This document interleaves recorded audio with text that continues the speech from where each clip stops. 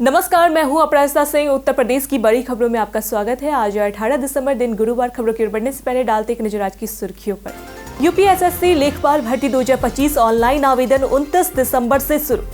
UP cabinet विस्तार में तीसरे डिप्टी सीएम की संभावना। सीएम योगी ने राष्ट्रीय प्रेरणा स्थल का मॉक ड्रिल निरीक्षण किया। प्रयागराज माघ मेला के लिए प्रशासन हुआ अलर्ट। सरफराज खान की आईपीएल चुने जाने पर भावुक प्रतिक्रिया। चलिए बढ़ते हैं आज की 25 बड़ी खबरों की ओर विस्तार से। यूपीएसएससी लेखपाल भर्ती 2025 ऑनलाइन आवेदन 29 दिसंबर से शुरू। उत्तर प्रदेश अधीनस्थ सेवा चयन आयोग ने 7,994 लेखपाल पदों पर भर्ती का नोटिफिकेशन जारी किया है। आवेदन 29 दिसंबर 2025 से 28 जनवरी 2026 तक upssc.gov.in पर होंगी। पात्रता इंटरमीडिएट या सक्षम परीक्षा उत्तीर्ण, चयन पीईटी 2025 स्कोर और लिखित परीक्षा 100 प्रश्न 2 घंटे के आधार पर होगा। आयु सीमा 18 से 40 वर्ष। आरक्षित वर्ग को छूट। सिलेबस में इतिहास, भूगोल, संविधान, सामाजिक विकास, विज्ञान, कंप्यूटर, यूपी सामान्य ज्ञान शामिल है। आवेदन शुल्क 25 रुपये। वेतन 21,700 से 69,100 रुपये। आरक्षण एवं विशेष श्रेणियों के लिए अलग। यूपी के विकास, नीतियों और सुधारों की ताज़ी अपडेट्स के लिए डेली यूपी खबर चैनल को अभी सब्सक्राइब करें, बेल आइकन दबाना ना भूलें। गोरखपुर बस्ती मंडल में लाखों मतदाता सूची से हुए बाहर। विशेष प्रघाट पुनरीक्षण अभियान के तहत गोरखपुर से बस्ती मंडल में 28.86 लाख यानी 18.08% मतदाताओं के नाम हटाए जाएंगे। ये नाम अनुपस्थित, स्थानांतरित, डुप्लीकेट और मृत श्रेणी के हैं। सिद्धार्थनगर में सबसे अधिक और महाराजगंज में सबसे कम नाम हटेंगे। चुनाव आयोग के निर्देश पर सूची सत्यापन जारी है। प्रयागराज सीएचसी में डॉक्टरों पर शिकायत और जांच। प्रयागराज के सीएचसी मेजा में अधीक्षक डॉक्टर शमीम अख्तर और आयुष चिकित्सक डॉक्टर रेशमा खान पर शिकायत दर्ज हुई। आरोप थे कि हिंदुओं के प्रति भेदभाव और काम में लापरवाही थी। जांच में दोषी पाए जाने के बाद डॉक्टर रेशमा को फुलपुर भेजा गया, जबकि डॉक्टर शमीम कार्रवाई से बचे। मामला सीएम जनता दरबार तक पहुंचा। यूपी कैबिनेट विस्तार में तीसरे डिप्टी सीएम की संभावना। उत्तर प्रदेश में कैबिनेट विस्तार की चर्चाएं तेज है। भाजपा के नए प्रदेश अध्यक्ष पंकज चौधरी के बाद सामाजिक संतुलन बनाए रखने के लिए तीसरे डिप्टी सीएम के रूप में एससी नेता नियुक्त किए जाने की संभावना है। 6 नए मंत्रियों को शामिल किया जा सकता है, जिसमें बीजेपी, आरएलडी, अपना दल और बागी नेताओं को प्रतिनिधित्व मिल सकता है। मऊ में रोजगार मेला 19 दिसंबर। नौकरी वेतन 18,000 तक। मऊ में 19 दिसंबर को रोजगार मेला आयोजित किया जाएगा। जीएमआर प्राइवेट लिमिटेड के तहत डाटा एंट्री ऑपरेटर और अन्य पदों पर साक्षात्कार होंगे। हाई स्कूल, इंटरमीडिएट, आईटीआई व डिप्लोमा धारक आवेदन कर सकते हैं। वेतन 14,256 से 17,558 रुपये। पंजीकरण रोजगार संगम.up.gov.in पर अनिवार्य है। सीएम योगी ने राष्ट्रीय प्रेरणा स्थल का मॉक ड्रिल निरीक्षण किया। लखनऊ में राष्ट्रीय प्रेरणा स्थल का पीएम मोदी 25 दिसंबर को उद्घाटन करेंगे। इसके पहले सीएम योगी ने बीते दिन स्थल का मॉक ड्रिल निरीक्षण किया।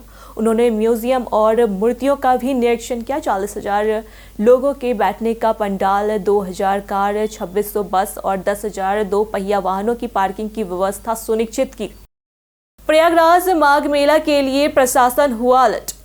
प्रयागराज में 15 से 18 जनवरी माघ मेले के लिए तैयारियां तेज है। डिप्टी सीएम केशव प्रसाद मौर्य ने शौचालय, प्रकाश और सुरक्षा सहित सभी व्यवस्थाओं को सुनिश्चित करने के निर्देश दिए। पार्किंग, रेलवे समन्वय और परियोजनाओं की प्रगति पर भी ध्यान रखा गया है। श्रद्धालुओं की सुविधा के लिए साफ सफाई और सामूहिक वंदे मातरम कार्यक्रम भी होंगे। ठंड में सरसों फसल पर रोग कीटों का खतरा। संभल जिले में ठंड और नमी के कारण सरसों की फसल पर झुलसा रोग, सफेद फफूंदी और पत्ता गोड़ी कीटों का खतरा बढ़ गया है। कृषि विशेषज्ञों ने नियमित निगरानी, खेतों की साफ सफाई और अनुशंसित दवाओं के समय पर छिड़काव की सलाह दी है। तापमान बढ़ने पर माहू का प्रकोप भी बढ़ सकता है, इसलिए सतर्कता जरूरी है। यूपी बोर्ड की किताबों में हाईटेक सुरक्षा लागू। यूपी बोर्ड कक्षा 9 से 12 की किताबें में सुरक्षा विशेषताएं जोड़ रहा है। 2026 से 27 सत्र के लिए 70 किताबों के कवर पर 4 रंग और सन रिफ्लेक्टिव फीचर होगा। इससे नकली किताबों की पहचान आसान होगी। मुख्य पृष्ठ पर निजी सुरक्षा क्रमांक भी छापे जाएंगे। गाजीपुर में मनरेगा जागरूकता अभियान 21 जनवरी से शुरू। गाजीपुर में मनरेगा मजदूर संघ ने डीएम को ज्ञापन सौंपा। 21 जनवरी 2026 से ग्रामीण बेरोजगारों के लिए व्यापक जागरूकता अभियान चलेगा। इसमें जॉब कार्ड नवीनीकरण, रोजगार मांग पत्र भरवाना और बेरोजगारी भत्ते की जानकारी दी जाएगी। उद्देश्य ग्रामीणों को उनके अधिकार और आत्मनिर्भर बनाना है। भाजपा की यूपी रणनीति और मंत्रिमंडल विस्तार चुनौती। भाजपा ने मिशन 2027 के लिए यूपी में क्षेत्रीय संतुलन और सामाजिक समीकरण सुधारने की तैयारी शुरू कर दी है। कुर्मी नेता पंकज चौधरी के कमान सौंपी गई है। पार्टी की लोकसभा सीटें 2024 में घटकर 33 रह गई।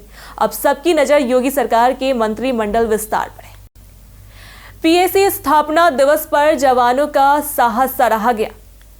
सीएम योगी ने बीते दिन पीएसी स्थापना दिवस पर जवानों को संबोधित किया। उन्होंने कानून व्यवस्था, आंतरिक सुरक्षा और पीएसी अध्यम साहस की सराहना की। बीते 8 साल में भर्ती, प्रशिक्षण, आधुनिकीकरण, उपकरण और महिला वाहिनी और खेल प्रोत्साहन बढ़ाए गए।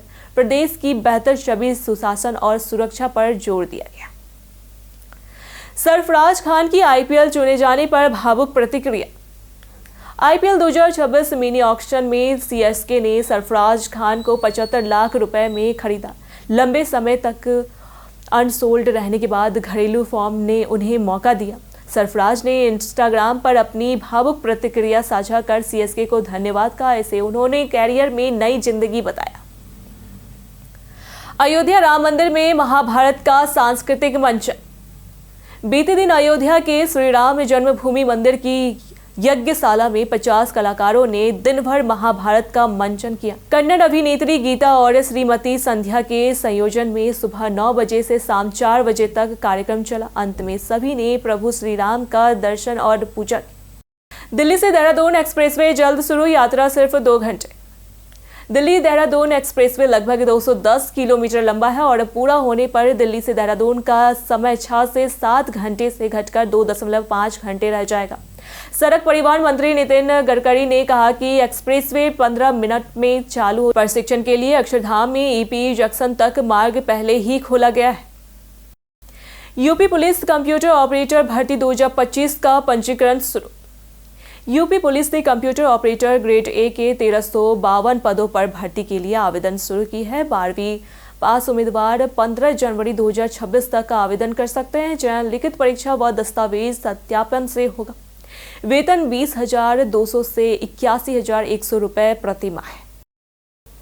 शीतलहर कोहरे से यूपी के जिलों में जनजीवन प्रभावित। यूपी में शीतलहर और घने कोहरे से जनजीवन प्रभावित है। लखनऊ समेत 50 जिलों में दृश्यता शून्य रही। 10 उड़ानें रद्द हुए, 50 से ज्यादा ट्रेनें लेट हुई। सड़क हादसों में कई मौतें हुई। अगले 3 दिन कोहरा बना रहेगा। जाड़े में खिला बेल फूल, वैज्ञानिक और धार्मिक संकेत। लखीमपुर खीरी के गोला क्षेत्र में दिसंबर की सर्दी में बेल के पेड़ पर फूल खिलना दुर्लभ घटना है। वैज्ञानिक इसे जलवायु परिवर्तन या पर्यावरणीय असंतुलन से जोड़ रहे हैं। वहीं हिंदू धर्म में इसे शुभ संकेत माना जा रहा है। पैन आधार लिंक अनिवार्य नहीं किया तो होगा नुकसान। पैन आधार लिंक करना अनिवार्य है, वरना 1000 का जुर्माना और पैन निष्क्रिय हो सकता है। निष्क्रिय पैन से टैक्स, बैंकिंग और निवेश कार्य रुक सकते हैं। आयकर विभाग की वेबसाइट पर 2 से 5 मिनट में ऑनलाइन या एसएमएस से आसानी से लिंक किया जा सकता है। रणवीर सिंह की धुरंधर बनी सबसे बड़ी ब्लॉकबस्टर।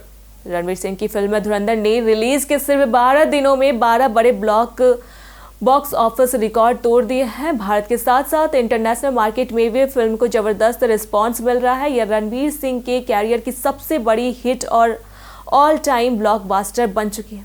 धुरंधर ने दंगल, सालार और टाइगर 3 जैसी सुपर हिट फिल्मों को पीछे छोड़ दिया है। यूपी गो आश्रय स्थलों में आहार मात्रा कीमतें तय। यूपी के 7560 गो आश्रय स्थलों में 12.36 लाख गोवंश के लिए आहार की मात्रा और कीमतें तय की गई है। प्रत्येक गोवंश को अधिकतम 50 रुपए में भूसा, हरा चारा, साइलेज और पशु आहार उपलब्ध होगा। गुणवत्ता जांच समय समय पर की जाएगी। यह गड़बड़ी रोकने का कदम है। वाराणसी मठ मंदिरों पर टैक्स को लेकर संत नाराज। वाराणसी में मठ और मंदिरों पर नगर निगम द्वारा टैक्स लगाए जाने पर संत समाज आक्रोशित है। गृह कर माफ कर दिया गया है, लेकिन जलकर और सिविल कर देना अनिवार्य है। संतों का कहना है कि उनके पास आय का स्थायी साधन नहीं है, इसलिए कर देना कठिन है। आईपीएल 2026 में प्रशांत वीर ने बनाया रिकॉर्ड। अमेठी के गोजीपुर गांव के प्रशांत वीर आईपीएल 2026 मिनी ऑक्शन में सीएसके द्वारा 14.20 करोड़ रुपए में खरीदे गए। 30 लाख रुपए के बेस प्राइस में 37 गुना अधिक राशि मिलने पर गांव में खुशी का माहौल है। प्रशांत के परिवार और गांव वाले गर्व महसूस कर रहे हैं। संजय निषाद ने विवादित बुर्का बयान पर सफाई दी। बुर्का विवाद में संजय निषाद ने नीतीश कुमार का बचाव करते हुए मजाकिया अंदाज में विवादित बयान दिया था। अब उन्होंने सफाई दी है कि वह बात टालने और विवाद बढ़ने से रोकने के लिए ऐसा कह रहे थे। उन्होंने कहा कि अगर किसी को उनके शब्दों से बुरा लगा तो वह अपनी बात वापस लेते हैं। विपक्ष और नेताओं ने उनके बयान की आलोचना की। कई कारणों से दर्ज है भारत के इतिहास में आज की तारीख 18 दिसंबर। भारतीय और विश्व इतिहास में कई महत्वपूर्ण घटनाओं के लिए याद रखा जाता है। आज ही के दिन तैमूर ने सुल्तान नुसरत शाह को हराकर दिल्ली पर कब्जा किया। 1777 में अमेरिका में पहला नेशनल थैंक्सगिविंग डे मनाया गया। 1787 में न्यू जर्सी अमेरिकी संविधान को स्वीकार करने वाला तीसरा राज्य बना। 1799 में अमेरिका के पहले राष्ट्रपति जॉर्ज वॉशिंगटन का पार्थिव शरीर माउंट वर्नर में दफनाया गया।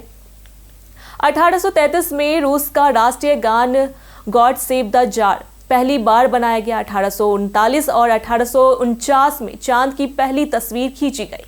1902 में मार्कोनी ने पहला रेडियो स्टेशन बनाया। 1938 में जर्मनी में परमाणु युग की शुरुआत हुई। 2008 में ब्रह्मोस मिसाइल और 2014 में GSLV मार्क 3 का सफल पर्यवेक्षण हुआ।